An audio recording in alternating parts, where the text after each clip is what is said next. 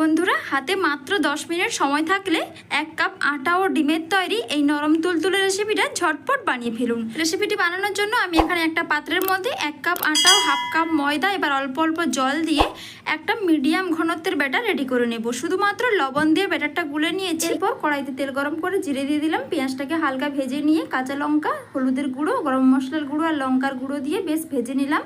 এরপর দুটো ডিম ফাটিয়ে বেশ ডিমের ভুজিটাকে সুন্দর ঝরঝরে করে বানিয়ে নিতে হবে।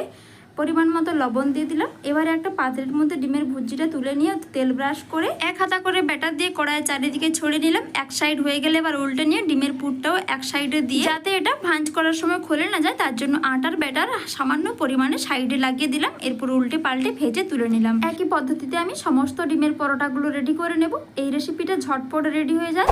আশা করি রেসিপিটা ভালো লেগেছে। প্লিজ লাইক, বন্ধুদের সাথে শেয়ার এবং সাবস্ক্রাইব করে পাশে থাকবেন। আজকের মতো টাটা।